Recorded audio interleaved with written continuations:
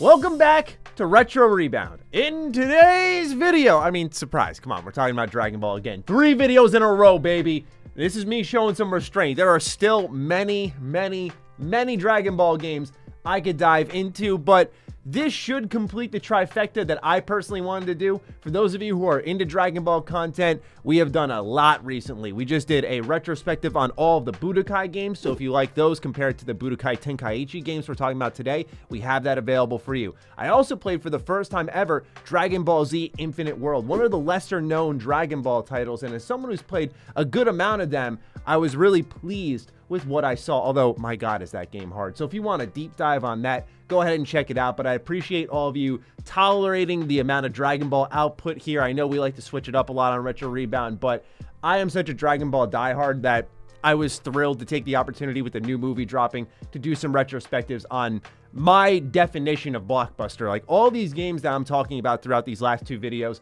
were introduced to me through Blockbuster, and one in particular in this pile is my favorite Dragon Ball game ever. So yes, indeed, as the title suggests, we will be throwing it back to the Dragon Ball Budokai Tenkaichi series, and I am very excited because we got them all complete in box here with one tragedy. You'll know it when we get here. But anyway, if you're new here as well and you like nostalgic, retrospective content, you're in the right place. Consider subscribing. Let's start off with Dragon Ball Z Budokai Tenkaichi, the first one, $15. Not too bad of a price. Now, one thing you may remember for those of you who watched the Budokai series is there was a gap between 04 and then 06 in the Budokai games. Dragon Ball games come out every year, pretty much. There was an agreement that there had to be a new Dragon Ball game every year, which is why you got a lot of rinsing and repeating. And you had people like me towards the 360 generation just bowing out and saying, look, I love the Z storyline, but I don't think I need to see it for the 19th time. And so in that gap there, one of the games they released was Budokai Tenkaichi. So the back says everything else was just training in reference to the Budokai series. Like this was supposed to be the big upgrade, the ultimate Dragon Ball Z and Dragon Ball GT, because it was around at that point, fighting game. You see even Janemba here on the back, battle in the air, on land, or even underwater with totally destructible 3D environments. Experience the freedom of flight like never before. 57 unique characters in 87 powerful forms, each with their own strengths and strategies. Relive the greatest DBZ, DBGT battles as hero and villain in an expanded story mode, and customize your characters into the ultimate super warriors. Stuff that you saw from Budokai is going to be in here, but the big calling card for the Budokai Tenkaichi series was it went from 2D to 3D as it highlights here. Let's crack it open, take a look at the complete in-box experience. So here we got the manual, and this is a good one, right? Anytime you open it and you immediately see a colored character model, you know you're in for a treat here. Screenshots galore, really walking you through all of the controls for the game, dragon dashing, knockback attacks, guarding and evading, because for the time, this was relatively new for the Dragon Ball series, right? We're going from 2D to 3D, kind of like when you think of Ultimate Ninja to Ultimate Ninja Storm, Budokai to Budokai Tenkaichi was making a similar evolution, although they were a bit ahead of the curve, if memory serves me correctly. They're going to walk you through a lot of the modes in the game, but they're going to be very familiar if you play the Budokai games, because the easiest way to define Budokai Tenkaichi is literally it was Budokai 3 but in 3D, which isn't necessarily a bad thing, but yeah, it's got the World Tournament, multiple versions of the World Tournament where you can do like advanced, cell games, so on and so forth. But overall, this game, I gotta say, I don't remember as fondly, and even firing it back up for this video, you could tell this was the first step to what would eventually define Dragon Ball when you got to Dragon Ball Z Budokai Tenkaichi 3. But the first one, I could see people having nostalgia for it, like discovering it and going, oh wow, that's my game. But for me, this felt like a title in its most primitive state. Like it had all the ideas, but none of the execution. Like it felt clunky, the camera was awful, but you could see the ideas. Like it mentions on the back, fully destructible 3D environments. So you could already knock people in the new stages in the Budokai games, but it was really awesome here in this game to like take the fight in the air, take the fight underwater. You could still take the fight in the air in, again, Budokai, but in Budokai Tenkaichi, because the camera was oriented differently, it was like, oh, okay, here we go. Like this feels like I'm really there duking it out. The animations were a little more over the top. The game was more high hit combo heavy, which meant like you would do 16 hit combos compared to what you'd see in Budokai, a standard combo, by the way. I know some of you are competitive players out there who can chain combo to your heart's content, but for those of you who can't, you know, a 5-hit combo, 1, 2, 3, 4, Kamehameha, blast them away, rinse and repeat. That's how most of us casuals did it back in the Blockbuster days. But here with this game, they went more bombastic to kind of replicate the battles you would see in the show itself. So the idea was there. I don't think the execution was, but I gotta say, when you go underwater and you start fighting, it just feels like you can battle anywhere. Just when that camera starts getting in the way, it can be brutal. But Budokai Tenkaichi, it needs to exist for the others to, you know, flourish, but not my favorite for sure. Now, here's where I gotta put the fraud alert on myself, all right? Whoop, whoop, whoop, whoop, fraud alert, because I sat here for videos upon videos upon videos, tons of them saying, oh, Budokai Tenkaichi 3 is my favorite Dragon Ball game. I'm so disappointed in myself because I know how I mixed this up, but it's actually Budokai Tenkaichi 2 that is my favorite Dragon Ball game. And you'd think you'd remember that, but here's the trick, is that I didn't know what the box art looked like for the longest time, because when I had got this game, it was through Blockbuster. I rented it again, and then I bought it from Blockbuster. And so I never saw what the cover art was like, but I grinded this game.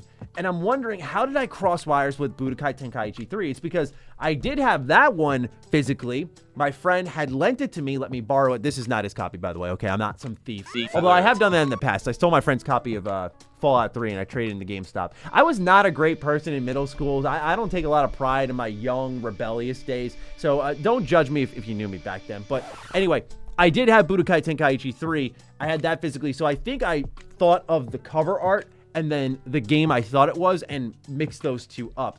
So with that unnecessary story out of the way, Budokai Tenkaichi 2 is my favorite Dragon Ball game. I'm so excited to talk about this one. And when I was playing it for this video, that moment of rediscovery, it was incredible, and I'll walk into why that was the case.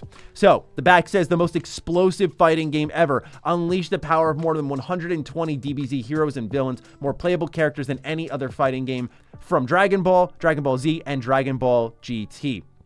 Tips and tricks, the latest addition to the popular Budokai series, can be summed up in the 3 words: bigger, better, badder. Love that. You know, love when you see the old outlets. Like, I don't even know what Tips and Tricks outlet is anymore, but love seeing that. You can see the old IGN logo here. Live the complete adventure in a 60-hour enhanced story mode that covers the complete DBZ mythology. We got to talk about that. Destroy 16 expansive battlefields with crushing blows and devastating power attack combinations, and demolish your opponents with new moves and combinations, including in-game transformations, tag battles, and vanishing attacks. So yeah, they had more ways to fight. There's so much to say about this game. I should just make an individual retrospective about it, but I'll try to be semi-brief. Of course, I know a lot of you don't mind how long I go on for. Again, goated manual. You get Slug in the background there.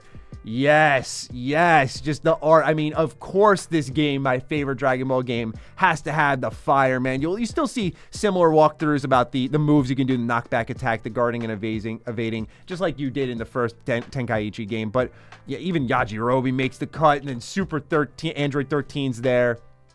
This is just beautiful. I could sit here all day. And in fact, I'm going to take the time to let's flip through this together. Ultimate Battle Z, really cool mode. The Dragon Tournament with Android 18 there. Love to see her. Majin Vegeta in the background for the Dragon Tournament rules. Trunks there for the dueling. Bojack. Everyone makes an appearance, right? This game felt so larger than life. I cannot begin to explain. Or maybe that wasn't Bojack earlier, because that's Bojack. Was that, what's her name? Who's Bojack's chick? I'm forgetting. But anyway, everyone makes the cut here. Frieza, Boo. You love to see it. You just love to see it. Oh, man. Wonderful manual. Very colorful. Very detailed. Anyway, let's talk about what I think is the best Dragon Ball game of all time. Okay, so we saw the overworld in Budokai 3, right? And that was cool to be able to kind of explore the full Dragon Ball world, because we saw the baby steps that they used to get there. We went from Budokai 1 being cutscenes, battle to battle. Then you moved into Budokai 2, where you had the board game and you could move around the world, I put in quotes, through moving your character piece around these little dots on the map. And then Budokai 3 introduced the whole overworld system. Budokai Tenkaichi 2 takes that and evolves it, where now you can actually make pit stops at like different cities, and you could even, you know, do little optional fights, optional objectives. You combine that with some of the RPG systems that they really let, flex their muscles in Budokai 3. And I just think you've got the ideal Dragon Ball game because it doesn't sacrifice its roster, but it doesn't overblow its roster as much as Dragon Ball Z Budokai Tenkaichi 3, where this game is fantastic. It has a humongous roster. You love to see that, but what happens is they repeat a lot of movesets and a lot of archetypes within those 150, 200 characters. Whereas in Budokai Tenkaichi 2, don't get me wrong, it does that as well, but it still manages to do that while having the larger-than-life roster size. So you combine all these elements, right? The exploration, the overworld, the roster, and then you take the fighting from Budokai Tenkaichi. Like I said, this game had to walk so everyone else could run. You take that, and now they know. They've refined it, and they made it feel so much better. It's literally just a feel thing. Of course, they added new mechanics, but the biggest thing to me is just overall the flow, the animations, the way you could stun attack mid-combo, like with a jab to the stomach, and the way they went in full slow-mo and you left them vulnerable for a little bit of time, because it reminds me of in the anime, like the shots where you'd like hit them right in the gut and you'd see the blood cough out of their mouth and they'd be completely wide open for a second. I feel like this game just captured all of the anime vibes. So this is where I connected the dots in full to that story I told you earlier. I'm sitting there and I fire it up and I hear the title menu and I go, wait, okay, this is bringing me back. None of these other games had as strong of a bring me back moment as this. I'm like, is this what I think it is? Then I get to the overworld map and I hear like, ba, ba, na, na, na, na, na. I'm like, that is my riff. Hold on now. Go through a fight, and then I hear the post-fight vibe. This track is so good. It's like this mixture of electronic, kind of dubsteppy. It is awesome. I remember this is like one of those moments along with Kingdom Hearts 2 where I really fell in love with video game music. So I was like, this feels like a vibe. Like we're really battling it out. So all of that to me just brought me back. And then as I was going through it again, I was reminded of just how dense this game is. Like it's very rare that I rented a game twice, right? Like usually I'd rent it to see if I liked it and then eventually I'd buy it. But for me to rent it twice means that I didn't really see it through. And this was a game that I got the big TV privileges for. So I don't know how many of you had this type of home life, but in my bedroom, I had like a small 20-inch CRT. Now, when my parents weren't home, I could go out into the living room and use like the 48-inch TV. And that was like a big privilege, right? Like, oh, parents aren't home. I get to play all my video games out in the living room using the big TV, blaring the TV. No one was home. This was the game I did that for the most. Like I remember it was a stretch of time, I think because it was over the summer, my brother was playing baseball. So I got to play this on the big TV and it was such a vibe, literally. And I love how this game is so dense. I mean, they really comb through with a fine-tooth comb. They really go through all of the Dragon Ball stories that were available at its time. I mean, saga after saga after saga. And it can get a little repetitive for those of you who don't have those nostalgic ties. But for me personally, as someone who loves DBZ and experienced a lot of those stories, probably more through the games than actually watching the show, I think many of us are on the same page with that. This game was integral to cementing my favorite characters. Trunks, like now knowing Trunks is on the cover, Trunks is my favorite character. Love that. Android Saga is my favorite, and like really solidifying that, these enemies you're fighting are very difficult because of the leveling system, because what happens is you can go into the Z customization section, and when you do that, you'll be able to equip items and your character's skill level will eventually go up. So there was an optional battle I did when recording for this where I had to fight Yamcha, and he was like level 200 and something, and I was like a level 14 Piccolo, and just got destroyed. So there's optional content too. Dude, it's such a good game. I can't. I love this game so much. And I would recommend going out and getting it just because compared to this one we're going to talk about in a second, this one I think is not only better, but more affordable. So that's all I got to say on Budokai Tenkaichi 2. Heart and soul right there. All right, Budokai Tenkaichi 3. This is the holy grail. This is the one that a lot of people look out for. It's available on Wii as well. It's a little bit cheaper there. But over on PS2, this is like a almost $200 game now from what I last checked. It is including the bonus disc as well. The back says, Superhero Showdown. Battle as and against the most incredible fighters in the universe as an ultimate contest of good versus evil. Use Disc Fusion System to unlock ultimate battle modes from Budokai Tenkaichi 1 and 2. So they rewarded you for, of course, owning the older games. 150 characters, 10 game modes, 20 stages, endless battles. Save and replay your favorite fights with a new battle replay mode. And then cracking it open, you can see here the Dragon Ball Best Fights DVD. So they had a whole compilation of them. This is the bonus disc. And then in the back, of course, you had the Budokai Tenkaichi disc, which, by the way, is in absolutely minty condition. You love to see that. But anyway, let's move on into the manual for the complete in-box experience. Again, this is like a holy grail, so I was so hyped when I found this. I got this from a local game shop for about $150, but to me, sometimes I'll pay that premium. I mean, it was a okay deal at the time, but like I'll pay that premium because then I know I'm going to get a really good quality copy. I can hold it in my hands. I was able to check it out. And so, yeah, you can see here, running through a lot of the same things we've seen in the past couple of games. This is one of the big complaints with Dragon Ball games is, yeah, there was a lot of repetition, if you will. But what I will say I really loved about Dragon Ball Z Budokai Tenkaichi 3 was the Ultimate Battle mode. Or the World Tour mode, I think it was. No, sorry. The World Tour was the tournament, and then Ultimate Battle was the one I really liked. So we'll talk about that quite a bit. But yeah, otherwise, it just took a lot of the things that you saw from Budokai Tenkaichi 2. It made it a better fighting game, but as you can see, the manual isn't nearly as long because I don't think evolved as much personally. It just added a lot of characters. So this is kind of like if you want to play as your favorite character, they're probably in this game type of title, right? And the Dragon Ball roster is so dense, especially now with Dragon Ball Super. There was a lot of love for those characters. So when Dragon Ball FighterZ was out, there was a ton of demand for DLC. So this was sort of your catch-all video game where most of the characters you cared about, where you could achieve that feeling of true nostalgia, would be in this game. Now, the story mode I thought was a complete downgrade compared to Budokai Tenkaichi 2, right? So they removed the overworld. Instead, you're going through like a highlight reel again. It felt like Budokai all over, which is fine. I like Budokai.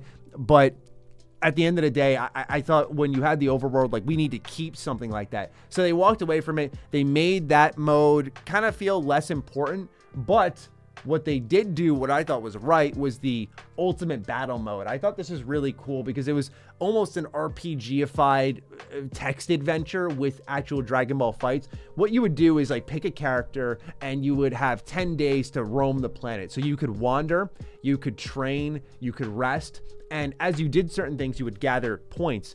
And when you encountered certain characters around the world, making use of the huge roster, by the way, so you'd always see different characters, they would offer you different opportunities to maybe scale up your character or to find some treasure, find some loot, equip it on your character. Or sometimes you would be penalized if you made the wrong call. And so what would happen is on the 10th day, you would engage in a battle. And you would have to be ready for that. And as you went deeper and deeper, the game would, of course, get progressively more difficult. So yeah, this was something that I gotta say I really did like a lot growing up, because what would happen is you would get points afterwards. You could go to Z Evolution, you could go into the shop, you could buy stuff, equip them on characters. You already know I love RPG stuff, and I think it's because of games like this where they just had slight RPG loops, that when I had games that fully exploited the RPG side of things, I was like, oh yeah, like this is some good stuff. But Budokai Tenkaichi 3, again, is just living and dying by its humongous roster. Every character is there, and it's one of those rewarding older fighting games where you could like sit down and just have a lot of fun unlocking characters. Nowadays, when you buy a fighting game, the whole roster is there. There's no secret unlocks. All of them, if they are secret unlocks, I put in quotes, are marketed to you heavily. Like, don't worry, they're in the game. Look, you just have to beat this mode and do this, and they just spoil it all for you. This game did have a sense of discovery where it was like, oh, now it's this saga, so I'm gonna unlock this character. Oh wait, this character's also unlockable as well. That was an amazing feeling. It still is an amazing feeling. I wish fighting games did it more nowadays. I know the budget is increased for game development, but I really do miss the old days of fighting games. And while this game, I don't think is as... It's still amazing, by the way, but I don't love it as much as I thought I did. It's still so impressive, its roster, even if they do reuse some archetypes. So that's Budokai Tenkaichi 3. Now we move into Dragon Ball Raging Blast. So when I was doing my research, I had found out like this is a part of the Budokai Tenkaichi series. Like that was according to the Dragon Ball wiki. So I was like, All right, I own these games. Let's talk about them. Starting off with Dragon Ball Raging Blast. Got this one for 18 bucks, as you can see there. It says, make your first impression there last. Experience the explosive action of the Dragon Ball Z series with over 100 epic battles. Freely control 70 plus characters, each with signature moves and customizable super attacks, and then battle it out with friends or test your skills online in other various multiplayer modes, and feel the power as you smash through destructible environments, inflicting massive damage against your opponents. So yeah, you'll see here in this shot, and you'll see in some of the gameplay, you can press RB and B, and you can crash people into a wall. And when you do that, you can like wail on them, even though they're like implanted in the wall. It was like a really cool power fantasy. I thought they captured that pretty well. Anyway, let's take a look at the manual. Very thick for its time, because this was 2009, I believe. Yep, 2009. And then Tenkaichi 3, for those who don't know, I apologize, I wasn't counting the years here. Tenkaichi 3 was 2007, and Budokai Tenkaichi 2 was 2006. So yeah, they were just peppering us with Dragon Ball games. But let's take a look at the manual here. Again, like, just take a look at how thick this is compared to your standard 360 manuals. I know it was in the early days, but it's probably thicker because they didn't have to do more color for it. You know, this was a big deal because it was like taking the Budokai Tenkaichi series and putting it on the 360. So next gen Budokai Tenkaichi was really the selling tag for this one. Like, the gameplay was roughly the same, although a bit smoother. But I just got to say, all in all, the manual doesn't show us much of anything exciting, unfortunately, I could point out. But it has Tekken 6 on the back, and Tekken 6 was awesome. I love the adventure mode in Tekken 6. Now, for Raging Blast 1, what I think made this game awesome, and as I said in my last video, these two games are kind of new to me. Never played them before, so I am just speaking from recent experience. Dragon Ball Raging Blast, what I really liked about this game was the what-if scenarios. So in the story mode, of course, you're going to play through all the sagas, all the movies, they're all there. But then there are really neat what-if scenarios that felt like the seeds were planted for Xenoverse way in advance, right? Because this is 2009, and I think Xenoverse didn't come out until 2014. So, you know, it was a ways away, right? 5 years. But what you could do in this mode was like fight Trunks as a kid, and you'd be future Trunks. And I got my butt beat because I was still trying to learn the game, but it was awesome. I was thinking like, oh, you know, these are just little mock-up battles. But no, they have like fully voice-acted moments. They have cutscenes. They have little cutscenes within the battle. It was really, really awesome. But otherwise, it just felt like next-gen Budokai Tenkaichi. You know, it did feel at times a little more sticky compared to the older PS2 games. I will throw that out there. But I was still learning the game, so I'm not going to be like heavily critical of that. But a lot of those skills you would take from those games would transition pretty easily into Raging Blast 1. Now let's talk about Raging Blast 2, because they're kind of in the same category. So this is awkward, but Raging Blast 2, I fire up, and it didn't work. Didn't work. I feel cursed because I just bought this game. I was at the Long Island Retro Gaming Expo, and I asked the guy, it was selling it for 30 bucks. I was like, by the way, just retro game halls are a scam now, and I had to haggle everyone there just to get down to market value because everyone was trying to sell above the value of what it is online. It was ridiculous. So I go to the guy, I'm like, can you do this for 20? Because I had 20 bucks on me. Like, I just had 20 bucks cash. I was like, can you do this for 20? He's like, 25. And he tells me, check this BS out. Look how, I should have checked, but look how torn up that disc is, man. Again, my fault. I should have looked, but this thing needs to be resurfaced. So that's really unfortunate. I'm probably going to have to just like replace it at this point. But anyway, let's read the back of the box. I just had to get that off my chest. Includes a remake of the anime Dragon Ball, plan to eradicate the Super Saiyans with Turles and Frieza. Love to see that. Command any of 100 customizable warriors and their super attacks to dominate your rivals. So again, you know, increasing the roster size, customizable super attacks was a big thing here.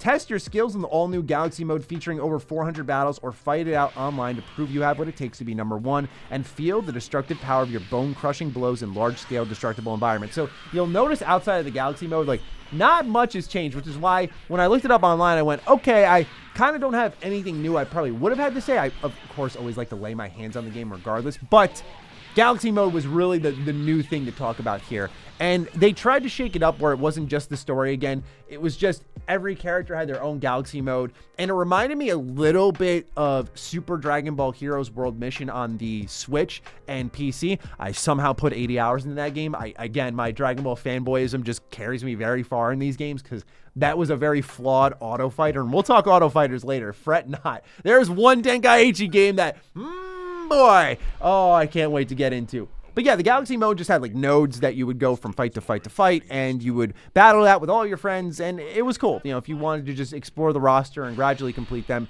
you could do just that. It was nice content-wise, but it felt like they were running out of ideas here. And again, this is where I think we do have our rose-tinted glasses when looking back into the past, because I'm not going to speak too much about this one, just given, again, the fact that I have yet to play it in full. But again, you're starting to see, like, some games are inspired, like the what-if scenarios. It's like, okay, let's shake it up, and people really like that. But then you just have, like, okay, let's just let them fight, right? We got a big roster. And so some design decisions were made because they had the big roster. You could see, like, the story modes are typically, like, thrown to the side when the roster is bigger, right? We saw that with Raging Blast 2 now. We saw it with Budokai Tenkaichi 3. It's a commonality because they're like, well, we made a big roster. Focus on that, not on the story and the cinematics. But what I did like was the transitions in gameplay to cutscene. I thought that was really cool. Okay, so now the year is 2010, and we have Dragon Ball Z Tenkaichi Tag Team. I highlighted this in my PSP video. You may remember that. But anyway, this is a very expensive game, by the way. Experience 2v2 team battles. So there was the ability to swap out characters in tag battles in previous games, but this was like a 2v2 based game. It says choose from 70 playable and customizable characters. So you have to remember, that's what they said on the back of the box here for Raging Blast, and they're doing that on the PSP. It says relive epic battles from Dragon Ball Z or create your own matchups, jump into white-knuckled action with tons of signature skills and super attacks, and multiple adrenaline-pumping single-player and multiplayer modes. Cracking it on open. Again, this is a very expensive game, so keep an eye out if you can get a good deal on this. I think I bought this for like 80 bucks, but nice black and white manual here. Unfortunately, it's over before it begins. We're already into a different language on page 9, so it is what it is, but you get what you pay for, which is a great game. Remember what I said about Shin Budokai, the first one, where I went, oh, the selling point of this and the exciting part about this was you got to take Budokai on the go. Same mentality here, except this time it's Tenkaichi. And this time it's 2v2, right? So it kind of had like a Tekken tag tournament vibe, which was awesome. But yeah, this, again, reminds me quite a bit of that feeling of Shin Budokai. Like, oh, yes, it's just Budokai, but now I can put it in my pocket. Same thing here. So if you like the Tenkaichi gameplay and you wanted that portability factor, the ability to play in bed, or in my case, as someone who traveled a lot as a kid, you got to just take the games with you. Now you had the option to bring Budokai Tenkaichi with you, and they did a great job with it, right? We're talking 70 characters. Meanwhile, and even though it'll look better in Raging Blast, they were boasting that in a full-on console-based Xbox 360 game. So this was really impressive for its time and an absolute ton of fun. But the game that I really want to spend some time here talking about in our conclusion. Dragon Ball Z Ultimate Tenkaichi. Ultimate, I don't know what they were smoking. Ultimate. After all of the Tenkaichi games, Tenkaichi Tag Team, Tenkaichi 1, 2, 3, they have the guts to say, this is the ultimate one. Okay. Got this one for about 15 bucks, which is 15 bucks too much. The back says fight with furious combos and experience the new generation of Dragon Ball Z. All new giant boss battles, custom scenes, enhanced battle mechanics. Get out of here with that noise. First ever character creator, more seeds planted for Xenoverse, and fully destructible environments. All right, let's just fly through the complete in-box experience. This was a 2011 video game, I believe it was. So yeah, your boy was on to bigger and better things, quite honestly. I was playing Skyrim at the time, really loving my life, not suffering through this. The back has Ultimate Storm Generations, which was the Bandai game you probably wanted to pick up instead. But yeah, we're looking at another black and white manual, and I'm just curious, like, how do they sell the controls of this game? Oh, they have a smash attack, they have a quick attack, a rush attack. Okay, they're gonna pretend this is a fighting game, huh? There's a hero mode. We're gonna talk about that a lot because you can customize your own character and be a part of the Dragon Ball story, customizing skills. So a little bit of Tenkaichi elements here. They had online battles. I don't even know how that's possible with the game structure. And then we move into the help section. And after that, it is the manual in a different language. So, yeah, not much to freak out about there. This is a game that I don't know if I want to hold on to anymore after this, because this game sickens me. So I remember picking this up from GameStop in high school, my last year of high school, 2013. And I remember thinking, like, oh, I haven't played a Dragon Ball game in a while. Because remember, I dipped out during Raging Blast and stuff. And heaven forbid I just happened upon Raging Blast. Ultimate Tenkaichi was the one that caught my eye. Because again, you go back to Budokai Tenkaichi 2, which I probably thought at the time was 3 still. And I was thinking like, oh, Tenkaichi. Like, that was my jam. Okay, a next-gen one on PS3. Like, oh, that sells itself. I'm going to go get that.